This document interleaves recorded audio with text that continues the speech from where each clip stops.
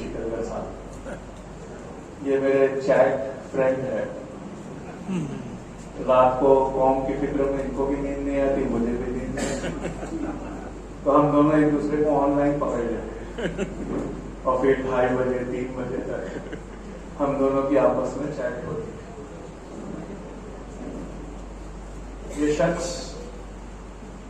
मुझे एक बहुत खूबसूरत चीज की याद दिलाता है, जिसे पुराने पाक में अल्लाह पाक ने बड़ी खूबसूरत आयत में उतारा है। अल्लाह रब्बुल इज्जत कहता है कि हर मुश्किल के साथ आसानी है, हर मुश्किल के साथ आसानी है। लेकिन जो सबसे खूबसूरत चीज वो है मुश्किल की, वो हमको देखने को मिल रही है, और वो ये है कि किसी ने बड़ा अच्छा कहा कि मुश्किल वक्त मजबूत इंसानों को पैदा करता है। मुश्किल वक्त मजबूत इंसानों को पैदा करता है, और मजबूत इंसान अच्छे वक्त को पैदा करते हैं। और मुश्किल वक्त मजबूत इंसानों को पैदा करता है, मजबूत इंसान अच्छे वक्त को पैदा करते हैं, और अच्छा वक्त कमजोर इंसानों को पैदा करता है, और कमजोर इंसान फिर बुरा वक्त पैदा करते हैं।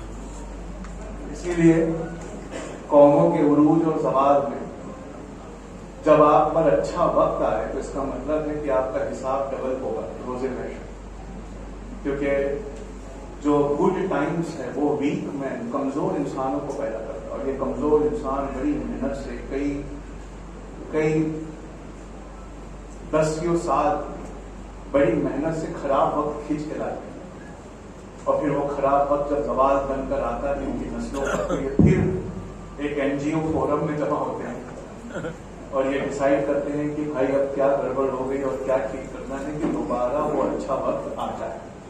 तो कौमों के उरूज में, कौमों के ज़वाल में खराब वक्त का बहुत बड़ा योगदान होता है। आपने अक्सर और बेशतर सुना होगा कि लोग कहते हैं कि हमारी कौम का, मुझे 2 चीजों से बड़ी नफरत है। एक, जिनकी कहीं भी कुछ बोलने की हिम्मत नहीं है, वो इसी कौम को फिर कोसने लगते हैं।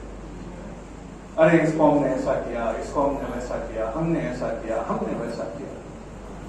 आप फ्रस्ट्रेशन यहाँ इसलिए निकाल रहे हो क्योंकि वहां बोलने की आपकी कोई हिम्मत नहीं, कोई जरूरत नहीं।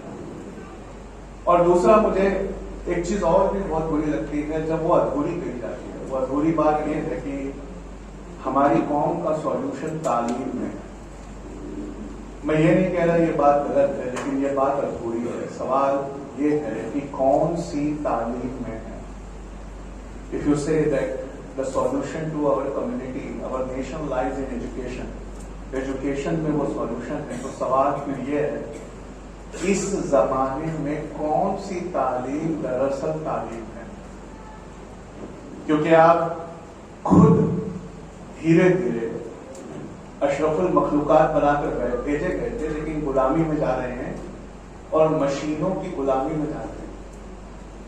और ये मशीनें वो कर रही हैं जो इंसानों को कभी करना चाहिए। वो यहां से एयरपोर्ट का ट्रैफिक दिखा रही है, वो जाकिर शिकलकर साहब के कितने वीडियोस हैं उनको अरेंज करके दिखा रही है। MMNF ने इससे पहले कब कॉन्फ्रेंस की थी, एक सिंपल गूगल सर्च पे वो बता रही है। शिवाजी महाराज कितने डेयरिंग एडवेंचरिस्ट थे, कितने शक्तिशाली थे। औरंगजेब जो थे उनका शासन कितना बड़ा था। हर चीज, हर घंटे, हर मिनट इंटरनेट पे अपडेट हो रही है। तो आने वाले जमाने में दुनिया उसके हाथ में नहीं है जिसके हाथ में तालीम है, बल्कि दुनिया उसके हाथ में है जिसके हाथ में ये अपडेट है। और जो भी इंसान ये अपडेट कर रहा है वो दूध का धुला हुआ पाकीज़ा नियत वाला होता तो क्या बात होती। अगर वो सबकी बातें सच्ची सच्ची अपडेट करता और अपलोड करता तो शायद फिर मोहम्मद रसूलुल्लाह की ये कौम सबसे चमकदार साबित होती। लेकिन जो अपडेट कर रहा है, जो अपलोड कर रहा है, वो इतनी बड़ी हैसियत पर है और उसकी उंगलियों में इतनी ताकत है कि वो अपने माजी का, अपने इतिहास का, अपने पास्ट का एक छोटा सा भी शानदार वाकया, बिल्कुल एक ही छोटा सा शानदार वाकया, उसको 10 तरीके से दिखाकर अपलोड कर रहा है। उसकी कौम ने शायद, उसकी कम्युनिटी ने, उसके देश ने शायद वही एक अच्छा काम किया, पर उसे दिखाते समय वो इस कदर नजरियात से दिखा रहा है कि महसूस होता है कि जब से दुनिया बनी है आज तक इसी कौम ने सारे अच्छे काम किए। लेकिन आपके नहीं पढ़ने की वजह से और आपके महदूद दायरे में सोचने की वजह से और आपके अपने बच्चों को सिर्फ डॉक्टर इंजीनियर बनाने की हद तक सोचने की बुनियाद पर आपकी कौम के सैकड़ों अच्छे काम, लाखों अच्छे काम, उसे छोड़कर अगर आपकी कौम में किसी ने एक लर्जिश, एक गलती की है तो उसे 10 तरीके से नहीं 1000 तरीके से घुमा घुमा कर दिखाया जा रहा है। और इसको देखने वाला ये मान बैठा है दिल में कि अगर दुनिया में जितने गलत काम हुए हैं तो वो सिर्फ इस कौम ने किया है। बात हकीकत से ऊपर आ चुकी है। हकीकतें काश लोगों की इमेजिनेशन पर राज करती तो कुछ और बात होती। यहां परसेप्शन है जो राज करता है। और यह परसेप्शन ऐसा नहीं है कि बहुत सारे लोग बैठकर अपने वालों का खूब अच्छा बना रहे हैं और आपका खूब खराब बना रहे हैं। वो एक अल्गोरिदम में ये सब अपलोड कर रहे हैं और अल्गोरिदम खुद हम में से हर एक पर नजर रखे हुए हैं और वो हमारे मूड को भाप कर, देख कर हमें उस तरीके का वीडियो दिखा रहा है। आप मगरिब के बाद कौन सा वीडियो देखना पसंद करते हैं? सोने से पहले कौन सा वीडियो देखना पसंद करते हैं? आप कौन सी चीज व्हाट्सएप पे आगे बढ़ाना पसंद करते हैं? शेयर क्या करते हैं? लाइक क्या करते हैं? कमेंट किस पे किया है?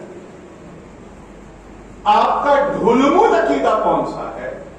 उस सब चीजों का हिसाब उस एल्गोरिदम, उस सॉफ्टवेयर ने रखा होता है।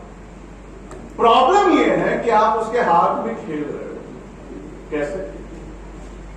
व्हाट्सएप नाम के एक ग्रुप में आप ये करते हो कि अपनी तरह सोचने वाले सारे लोगों को उठाकर जमा कर देते हो और व्हाट्सएप ग्रुप बनाते वक्त उसके टाइटल के हिसाब से व्हाट्सएप की बिना पैसे की नौकरी करते हुए अपनी फोन बुक में से चुन चुन कर उन लोगों को डालते हो जिनके बारे में आपको ये राय होती है कि ये लोग इस मामले में जरूर वो राय अख्तियार कर लेंगे जो हम दे। दुनिया में अपने दोस्तों का नाम कोई किसी को नहीं बताता, हम तो व्हाट्सएप ग्रुप को ढूंढ ढूंढ कर बता देते।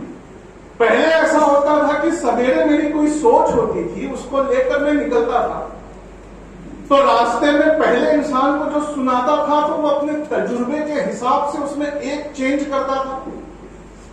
मैं उस चेंज को लेकर आगे बढ़ता था, दूसरे को सुनाता था, फिर वो अपने तजुर्बे के हिसाब से कहता था नहीं नहीं इसमें ये भी ऐसा है, मैं उसको भी देता। शाम तक जितने लोग मिलते मेरी वो थ्योरी उतनी परफेक्ट होती और शाम को मेरी सोच एक मजबूत सोच, एक मजबूत अकीदा जो आने वाली नस्लों के काम आए वो बन गई। परवाह है व्हाट्सएप ग्रुप के दीवानों, तुम्हारे ग्रुप में एक अकीदा डालने पर, क्योंकि वहां सोचने वाले सारे एक जैसे, हर कोई उसको लाइक कर देता है, हर कोई उसको फॉरवर्ड कर देता है और उस 254 लोगों के ग्रुप में अगर 50 लोग भी ढुलमुल थे तो धीरे धीरे उस बात पर वो पुख्ता होने लगते और तुम्हारी पढ़ाई लिखाई धड़ी की धड़ी रह जाती है। और ये कितनी ताकतवर चीज है, इस बात का एहसास मैं कैसे दिलाऊं कि कभी कभी दिल करता है कि जाने दो यार, जो हो रहा है होने दो, एक दिन ऐसा आएगा सब पढ़े लिख लेंगे मेरे देश में तो सब ठीक हो जाएगा। फिर दिल उस दिन टूटता है जब पढ़े लिखे लोग ही सबसे ज्यादा आग लगाने वाला कमेंट लिखते हैं। इसका मतलब है कि लगातार जो डोज आता है वो धीरे धीरे गहरी जड़ें पनपा लेता है। और हम क्या फॉरवर्ड करते हैं? हर वो बेबसी का न्यूज, हर वो बेबसी की वीडियो जिसपे हम कुछ नहीं कर सकते। बहुत सारे ग्रुप में अपना फराइज समझ कर डाल देते हैं कि कहीं तो कोई जाकिर शिकलगर होगा, सुन रहा होगा, कुछ कर देगा वो, छोड़ो ना यार, इधर से आया इधर। ऐसे माहौल में अगर आपके बच्चे एजुकेटेड भी हो जाए तो वो किस काम? ऐसे माहौल में अगर आप कितने भी डॉक्टर और इंजीनियर बना ले तो वो भी किस काम? इसका मतलब है कि आपको किसी और तरह की एजुकेशन की जरूरत है। तो पूछा वो कौन सी एजुकेशन का? वो एजुकेशन जो सोचना, समझना, बातों को बिना लड़ाई करे मनवाना जानते, जिसके आर्ग्यूमेंट्स इतने हैवी हो कि सामने वाले की बोलती बंद हो जाती, जिसके बातों में इतनी कशिश हो कि सामने वाला सुनने पर मजबूर हो जाता हो। जब तक ये कौम जो मेरे सामने बैठी है ऐसे इमाम किस्म के लोगों को नहीं पैदा करेगी तब तक कुछ होने वाला नहीं। देखिए, हमारे आलिमों पे हम इल्जाम रख देते हैं कि उनसे बहुत बड़ी गलती हुई, उन्होंने मदरसा कायम किया। अभी किसी ने बहुत सच्ची बात बोल दी कि मदरसे में तो सिर्फ 5% लोग पढ़ते, लेकिन 95% क्रिटिसिज्म उन्हीं मदरसों का होता है। पर उन मदरसों ने एक बहुत बड़ी मदद की है आपकी। गवर्नमेंट का आंकड़ा है, पिछले जनगणना का आंकड़ा है। इस जनगणना का तो पता नहीं क्या होता है। पिछले सेंसस में ये बताया गया कि हर चौथा आदमी जो भीख मांगता है वो मुसलमान। जब मैं मदरसों में जाता हूँ और वहां बच्चों को देखता हूँ तो मुझे लगता है उनके माँ बाप के पास खाने के लिए नहीं था, तो उन्होंने मदरसों में बच्चों को पढ़ने के लिए नहीं, पलने के लिए भेज दिया। और अगर ये मदरसे नहीं होते और ये कभी मालूम नहीं होते तो वो आंकड़ा कुछ और होता। भीख मांगने वाला हर दूसरा इंसान मुसलमान। मदरसों में दिल को जिंदा रखने की तालीम दी जाती है। अक्सरियत में मदरसा कोई नहीं जाता, वहां 5% हमारी कौम के जाते हैं। 95% हम में से जो है ना हमने कभी किसी कुरान की आयत को तर्जुमे और तफसीर से पढ़ा, ना किसी हदीस को कभी समझने की कोशिश की। इसलिए हम में से अक्सरियत के दिल मुर्दा है और दिल बादशाह है। ऐसी मुर्दा कौम जिसका दिल मुर्दा हो, अगर वो पढ़ाई में बहुत ऊपर भी चली जाए तो वो किसी काम की नहीं। जिन मुर्दा कौमों में बच्चे बहुत ऊंची पढ़ाई करते हैं वो बच्चे पढ़कर निकल जाते, लौट कर वापस नहीं है। आप भी जो डॉक्टर बना रहे हो अपने प्लॉट बेच कर और कर्जे ले लेकर, आप में से भी किसी का बच्चा वापस आने वाला नहीं है। फिर एक और जमाना, वो सिर्फ मदरसे में, उसने यूनिवर्सिटी का रुख ही नहीं, उसने दुनिया की सबसे हार्ड किताब को बिना एक भी अल्फाज इधर उधर किए याद कर, लेकिन उसने दुनिया की कोई पढ़ाई पढ़ी ही नहीं। तो उसका दिल तो जिंदा है पर उसका दिमाग मरा हुआ है। और जिन कौमों का दिल जिंदा हो वो अपनी कौम की तरफ लौट कर जरूर आते हैं, लेकिन उनकी कोई हैसियत दुनिया में नहीं। आज जितने लोग अपनी कौम का ये हालत, ये स्टेटस देख कर लौट रहे हैं, हर एक में तड़प है, करवट तड़प है। वो कुछ करना चाहते हैं लेकिन ना उनके पास कोई अथॉरिटी है, ना कोई एहतियात है। या तो हमारे यहां दिल की पढ़ाई गई, दिल बादशाह है वो जिंदा रहा, या तो हमारे यहाँ दिमाग की पढ़ाई गई, दिमाग वजीर है वो जिंदा रहा। लेकिन अक्सरियत में मैं आपको एक बात बताऊं, ये भी छलावा आओ कुछ कड़वी बातें करें। हम जहां पहुंचे हैं वहां पहुंचने के बाद भी अगर कड़वी बात ना करें तो हंगामा खुद मायूस हो जाएगा कि मैं तो कब से जगा रहा हूं, ये तो जगने का नाम ही नहीं लेते। हम में से अक्सरियत वो है जो स्कूल गए ही नहीं, गए तो घर की घोर कहरनाक गरीबी ने 7वीं और 8वीं के बाद हमारी पढ़ाई छुड़वा दी। जब हम छोड़कर बाहर निकले तो शुरुआत की किसी टायर को खोलने से या क्लच प्लेट को बदलने से या ऑयल डालने से। अच्छे रसूल के अच्छे हुनरमंद बच्चे थे, गाइडेंस देने वाले ने यही सिखाया, टेलरिंग कर दो, पंचर बना दो, ऑयल बदल दो, उसी में हुनर आ गया। आज जितने शोरूम में करोड़ों के कपड़े बिकते हैं, उन शोरूम के पीछे के गोदामों में दाढ़ी टोपी और नमाज के गट्ठे वाले उन कपड़ों को सीते।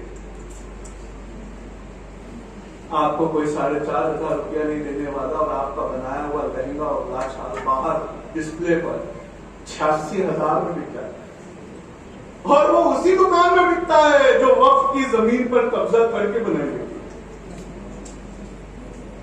उस डिजाइनर ने, वो बहुत बड़ा डिजाइनर, वर्ल्ड रिनाउंड, उसने वक्फ की जमीन पे ही कब्जा किया, कांच के कुछ दीवारें बनाई, आग का काम, महंगा काम, जरी का काम, खूबसूरत काम। शशि थरूर अपनी किताब में लिखते हैं कि इंडिया के कपड़ों को जब इंग्लैंड में भेजा जाता बिकने के लिए, तो इंडिया के कपड़े ऐसे बिका करते थे कि अंग्रेजी मिलों का कपड़ा बिकता नहीं। तो अंग्रेजी मिलों के ओनर क्या करते, अपने कपड़ों पर झूठा मेड इन इंडिया का लेबल लगा कि उनका कुछ तो कपड़ा बिक जाए। यहां वो फटी हुई बनियाइन पर गंदी सी लुंगी पहने हुए इंसान की सुई में वो बात होती कि मैनचेस्टर की भाप से चलने वाली मशीनों के कपड़े में वो बात। और जब वो झूठा मेड इन इंडिया का लेबल उसे दिया जाता अंग्रेज को, तो अंग्रेज क्या करता, आंख बंद कर तौलता और तौल कर कहता कि इंडिया का नहीं।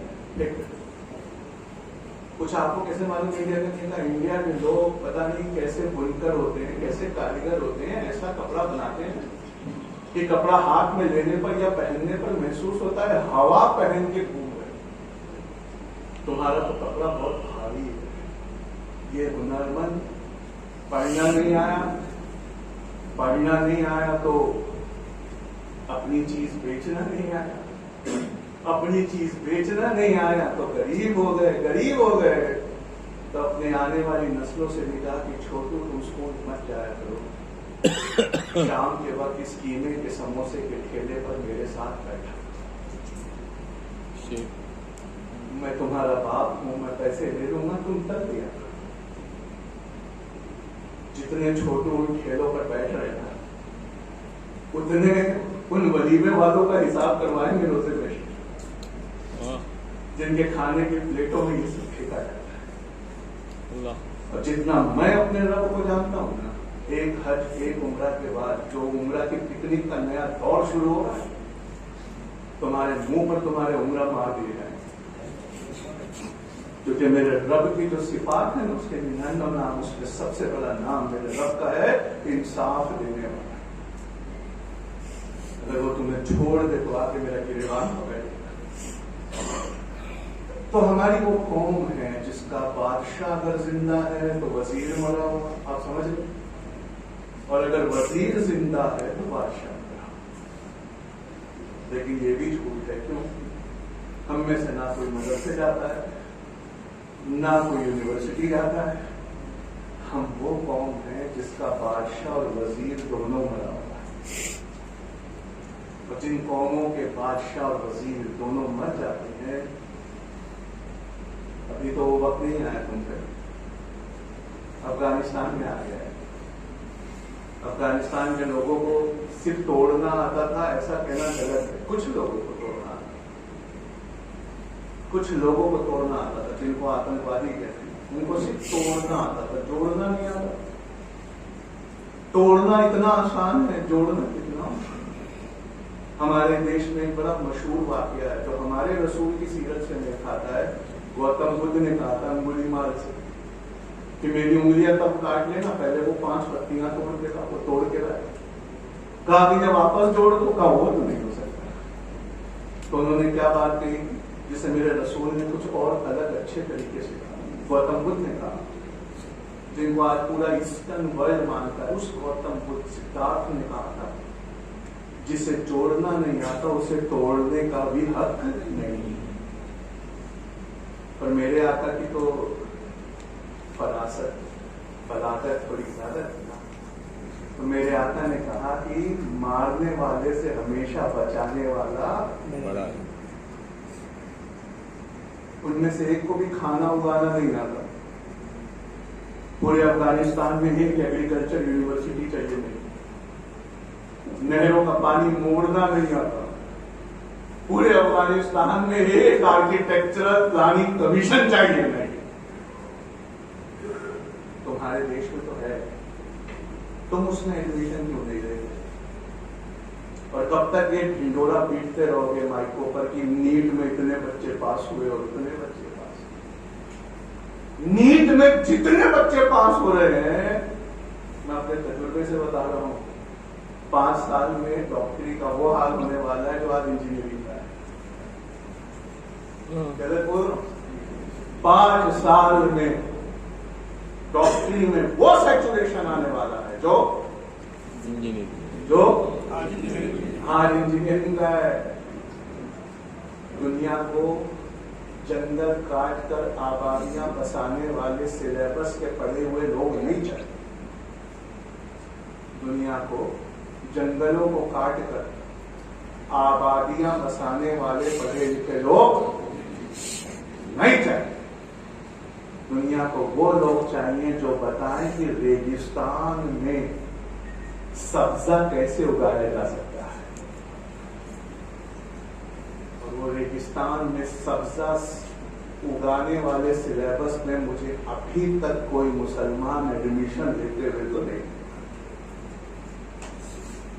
कौमें वो उरूज पर होती हैं जो आगे के 10 साल को डेट कर सकते। हमारी कौम पीछे 20 साल देखती है और बिना जरूरत के कोसती है। MMNF से और आपसे मेरी एक गुजारिश है, जैसे कव्वालों को हम बैन कर रहे हैं, लेकिन अच्छी कव्वाली में भी कभी कभी वो बात होती है। अब बेरोजगारी इतनी थी, कोई और रोजगार था नहीं, तो आधे लोग खाना बनाने लगे, आधे लोग कव्वाली करने। खाना हमारा इतना टेस्टी, हर कोई वही खाना चाहता था, लेकिन नफरतों के इस माहौल में कोई हमारे इलाकों में नहीं आना चाहता। एक कंपनी ने इसको समझा कि खाना इनका सबसे अच्छा है, पर इलाके इनके सबसे गंदे। उसने डिलीवरी बॉय बिठाया, आज 1,08,000 करोड़ की कंपनी, हम उसे जोमेटो और स्विगी के। आपका खाना वो खिला, आप जिन हाथों ने कभी ताजमहल की इंजीनियरिंग डिजाइन की थी, वो रोटी पकाते हुए जला रहे। क्यों? जिस लेवल की, जिस कदर की तालीम चाहिए, हम में से कोई उन पर बात ही नहीं करता। तो जिस तरह कव्वालों को लोग आजकल पसंद नहीं करते, और मुशायरे वालों पर भी अभी किसी ने तनकीद कर दी। मैं कहता हूं शेर भी कभी कभी फिलोसोफरों का निचोड़ होते हैं। शेर भी कभी कभी इतने ऊंचे होते हैं कि उसमें 1000 फिलोसॉफी की, फलसफे की किताब आ जाए। इसलिए अच्छे शायरों का भी बॉयकॉट मत किया करो।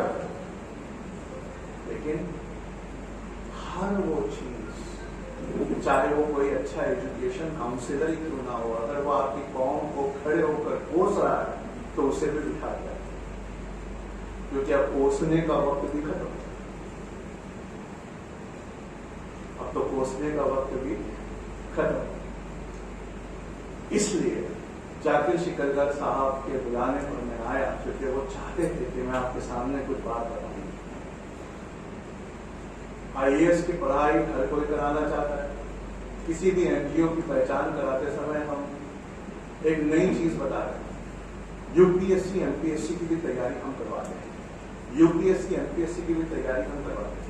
मेरा कभी कभी मन करता है, जैसे जाकिर शिकलकर साहब पैदल चलते हैं ना, मैं भी पैदल चल के एक एक यूपीएससी और एमपीएससी का ये कोचिंग इंस्टीट्यूट बंद करवाऊं, इसलिए कि जिस लेवल की तैयारी होना चाहिए हम में से कोई नहीं करवा।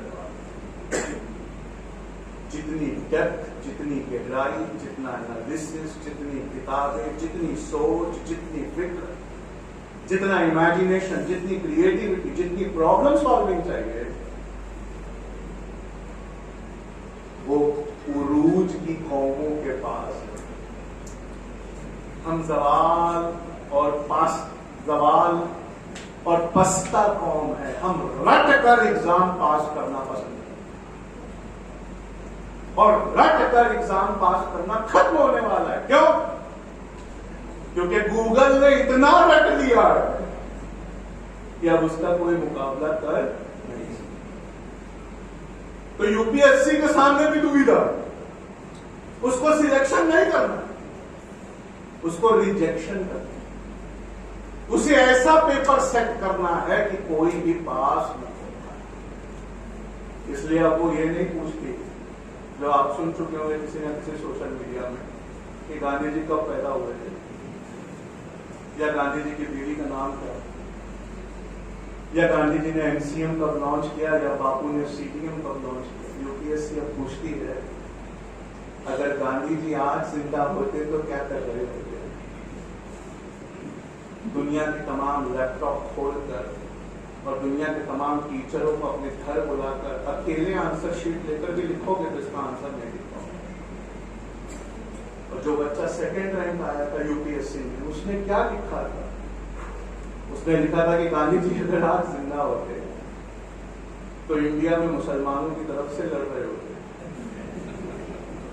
तो हम उन्हें इंडिया से निकाल देते, तो वो पाकिस्तान जाते, नाम के गांधी थे, वहां भी चुप नहीं बैठते, वहां हिंदुओं की तरफ से लड़ रहे। और जब गांधी जी को पाकिस्तान वापस भेजता तो हम अमेंडेड सीएए में हम ही गांधी जी को वापस भेजते। क्या बात है। गांधी जी पहले इंसान होते जो कागज नहीं दिखाए, और इसका प्रूफ है, साउथ अफ्रीका में उन्होंने कागज नहीं दिखाया, बड़ी मार खाई, सत्य का आग्रह किया था, मार खाई थी, हलकान होने तक खाई थी, और अंग्रेजों से इंग्लिश में कहा, खून से सना हुआ मेरा ये जिस्म और टूटी हुई हड्डियां, बस ये आखिरी चीज है जिस पर तुम काबू पा सकते हो, पर मेरी फरमाबरदारी पे तुम काबू नहीं पा सकते। गांधी जी कागज नहीं दिखाने वालों की लाइन में सबसे आगे होते, अपना केस सुप्रीम कोर्ट में खुद लड़ते क्योंकि वो खुद वकील थे। गांधी जी की फेसबुक पे सवेरे और शाम मर्यादा पुरुषोत्तम की आरती होती, ट्विटर पे बराक ओबामा उनके फॉलोअर होते, और यूट्यूब पे सबसे ज्यादा सब्सक्राइबर भी उन्हीं के होते। आप इस बच्चे का मुकाबला अपनी कौम के लाख बच्चों से नहीं कर सकते, क्योंकि इसने अपनी पढ़ाई में क्रिएटिविटी, इमेजिनेशन, प्रॉब्लम सॉल्विंग, हर वो चीज मिला दी जो आपको पता ही नहीं। हाँ, क्रिएटिविटी आपके पास भी है और अच्छी वाली है, खानों में है, कपड़ों में है, मैं नहीं कहता वो बुरी है, लेकिन आपको बेचना नहीं आता। नए जमाने के नए अंदाज, नए तकाजों से तो बिजनेस करना भी आपको नहीं आता। इसलिए हमने कुछ किया था, दिल्ली में जो हम पढ़ा रहे थे और यहाँ जो बच्चे पढ़ रहे थे, उसमें जमीन और आसमान का फर्क था।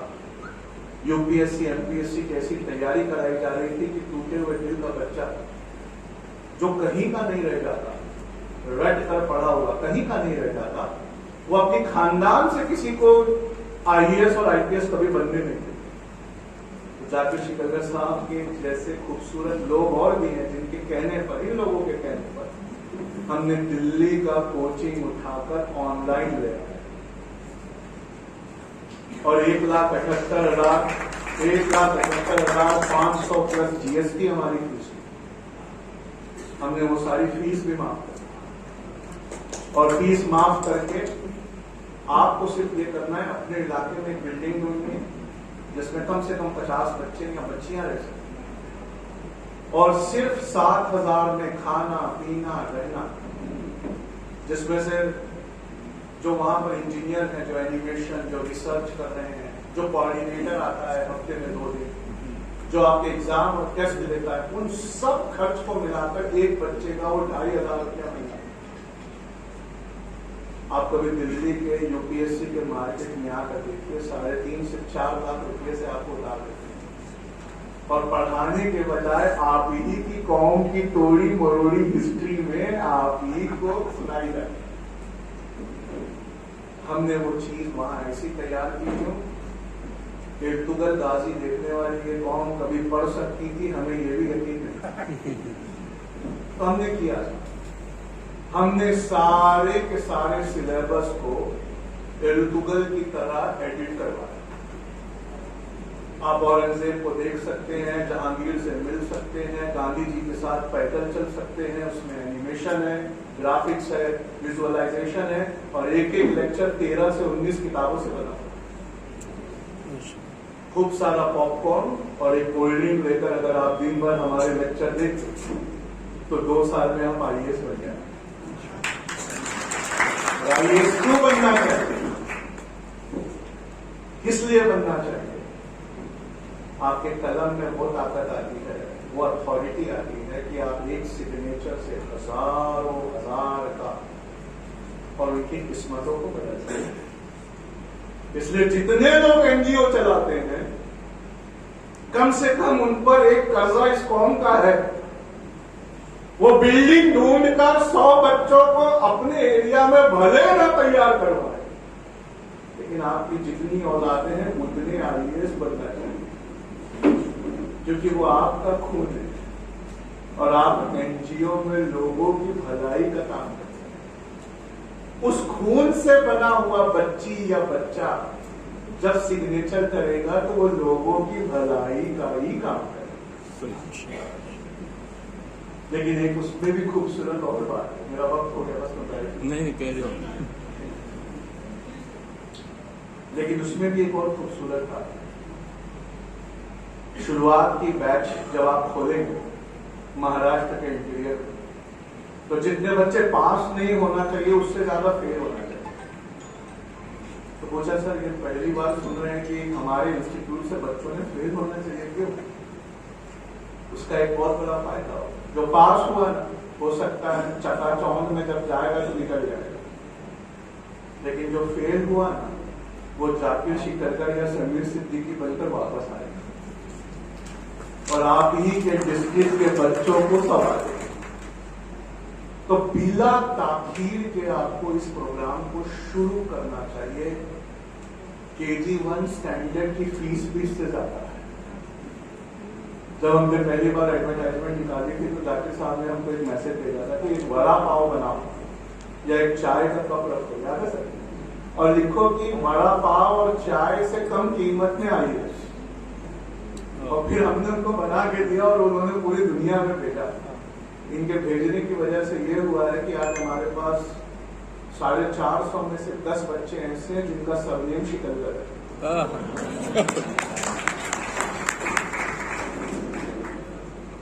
देखिए, टिकटॉक पे नाच रही हमारी कौम, इंस्टाग्राम पे रील बना रही हमारी कौम, मशहूर और कामयाब में फर्क नहीं जानती। मशहूर वो होता है जिसके सब्सक्राइबर होते हैं, लाइक्स होते हैं, फैन होते हैं, मशहूर होता है। रोजे में उसका बड़ा सख्त हिसाब होता है। पर कामयाब वो होता है जिसके कंधे पे पैर रखकर पूरी एक जमात यहां से वहां हो जाती है। और ऐसी कामयाबी भरी जमात बनाने के लिए बड़ी कामयाबी भरी तैयारी करनी पड़ेगी। मेहनत सिर्फ आपके बच्चों को करनी है, बाकी जो पढ़ना है वो हमारी जिम्मेदारी है। और IAS के सिलेबस और उसके एग्जाम का एक बहुत बड़ा एहसान है। कहते हैं दुनिया में कोई सहाबा अलैहिर्रहमान और रिजवान की बराबरी नहीं कर सकते। हम में से कोई सारी जिंदगी रोजा रख ले और सारी रात नफल इबादत करे तो भी सहाबा के दर्जे तक क्यों नहीं पहुंच सकता? तो जवाब उससे खूबसूरत। उन्होंने एक ऐसी इबादत की है जो हम नहीं कर सकते। पूछा कौन सी इबादत? तो कहा वो दुनिया के सबसे पढ़े लिखे की सोहबत में बैठते थे, इसलिए सहाबा कहना। सहाबा लफ्ज सोहबत से आया है। किसकी सोहबत से आया है? सारे ऊंचों में ऊंचा समझिए जिसे, उन ऊंचों से ऊंचा हमारा है। आप इस IAS के सिलेबस में 7 सब्जेक्ट होते हैं। पहला इतिहास होता है। जिस तरह के जमाने में हम कदम रख चुके, हर इंसान को अपना इतिहास जानना बहुत जरूरी है। आप तो लड़ रहे हैं या दुखी हो रहे हैं या गुस्सा हो रहे हैं, आपकी बाद वाली नस्ल तो मायूस हो जाएगी। क्यों? उसी के इतिहास को इतना तोड़ मरोड़ के दिखाया। उसमें इतिहास होता और इतिहास गवाह। जिन कौमों ने अपने इतिहास को भुला दिया, इतिहास ने उन कौमों को भुला दिया। और इतिहास बचाने का सबसे अच्छा तरीका IAS की तैयारी करना। इतनी किताबें पढ़नी पड़ती है इतिहास की कि इतिहासकार हो जाओगे। दूसरा ज्योग्राफी है। मिट्टी की किस्मों से लेके फसलों की किस्मों से लेके कब बारिश होगी कब नहीं होगी, यहाँ कौन सा मिनरल मिलता है, यहाँ कौन सा पौधा पनपेगा। क्या नहीं चाहते कि तुम्हारी आने वाली नस्लें इस ज्ञान से भरी हुई हो? और ये ज्ञान तब मिलता है जब आदमी IAS की तैयारी करता है। फिर कॉन्स्टिट्यूशन है, संविधान, जिसकी वजह से अभी तक आप और मैं बचे हुए। लेकिन कॉन्स्टिट्यूशन को बचाने के लिए जद्दोजहद लगती है। और जद्दोजहद, अमेरिका का कॉन्स्टिट्यूशन जब बना तो एक औरत बेचैन घूम रही थी बाहर। उसने पूछा बनाने वालों से कि which kind of government are we going to have, हम कौन सी सरकार लेने जा रहे हैं। बाहर निकलने वाले शख्स ने क्या प्यारी बात कही थी, इंडिया के लोगों याद करो। बाहर निकलने वाले ने कहा था हम डेमोक्रेसी लेने जा रहे हैं अगर तुम रख सको। डेमोक्रेसी फ्री में, उसको रखने के लिए जद्दोजहद करनी पड़ती। इतिहास, भूगोल और सबसे इंपॉर्टेंट सब्जेक्ट होता है संविधान, कॉन्स्टिट्यूशन। और एक सब्जेक्ट ऐसा है कि मुझे दोबारा जिंदगी मिले। वैसे अल्लाह का करम, हम मुसलमानों में दोबारा जिंदगी नहीं होती, एक ही बहुत बड़ी थी, अल्लाह से अपने मुलाकात करना, उसके पास जाना। अगर दोबारा जिंदगी मिले तो मैं वो सब्जेक्ट पढ़ने में पूरी जिंदगी बिताना चाहूंगा। उसे कहते हैं इकोनॉमिक्स। क्योंकि मुझे अपनी जिंदगी में बड़ा लेट समझ में आया कि पॉलिटिक्स नाम की कोई शय नहीं होती। पॉलिटिक्स के पीछे दरअसल इकोनॉमिक्स होती है। हमारी कौम में से किसी को भी ये बात शायद नहीं समझ में आए। और फिर उसमें करंट अफेयर्स होता है, जमाने के हालात होते हैं। उन हालात के नब्ज को पकड़ने वाले को अल्लाह के रसूल ने इमाम कहा है। का इमाम वो है जो नब्बाज होता है, जमाने का उसकी नब्ज पकड़ता है। और IAS is the mother of all exam. Fail हो गया तो कहीं ना कहीं पास हो जाए, उसकी तैयारी कभी खाली। और मेरा बस चले ना तो मैं सारी औरतों का IAS कंपल्सरी करवाऊंगा। पकड़ के घर से खींचो, चलो चलो एग्जाम दो। क्यों? एक तो UPSC फीस नहीं देती, बच्ची उनसे फॉर्म भरने की भी फीस नहीं। दूसरा, माँ एक बार वो एग्जाम दे दे तो अपनी नस्ल को खाना खिलाते वक्त ये जरूर कहेगी, तुम्हारी माँ ने एक चीज मजाक मजाक में दे दी थी बेटा, लेकिन तुम या मेरी बच्ची तुम बहुत सीरियसली पढ़ाई करके जरूर देना। हमें ऐसी माएँ और अपनी बात को समेटते हुए मैं आपसे एक बात कह रहा हूँ। आपका शुक्रिया, इतना वक्त दिया, मुझे चिट्ठी भी नहीं आई। आपको जाते जाते एक बात कह रहा हूँ, गलत है आपका तस्वुर जब आप ये सोचते हो कि एक बीज जिसे मिट्टी में उगा दिया जाए तो उसमें से एक पौधा निकलता है जो एक दिन झाड़ बनता है, जिसके साए में गांव बसते गलत है जाते। जब बीज को मिट्टी में और मिट्टी के अंधियारों में दफनाया जाता है तो सिर्फ पानी नहीं, उस मिट्टी की खाद, बाहर का कार्बन डाइऑक्साइड, सूरज की रोशनी, चलने वाली हवाएं सब मिलकर सींचती हैं, तब वो पौधा। इसका ये मतलब नहीं है कि एक जाकिर शिकलकर साहब ने कहा और एक समीर सिद्दीकी साहब ने बनाया, हो गया साहब। सबको अपना काम करना पड़ेगा। सरमाएदारों को सूरज की रोशनी बनकर उस पौधे को सींचना पड़ेगा। चाहते हो ना पुलसिरात पार करना कि नहीं चाहते? मेरे पास एक ही फॉर्मूला है, अपने औलाद को सबसे ऊंची तालीम दो, और जो अपनी औलाद को दे रहे हो किसी गरीब डिजर्विंग बच्चे को भी दे दो, बस हो। जिब्राइल अमीन वो पल बिछाएंगे जिसका वादा है।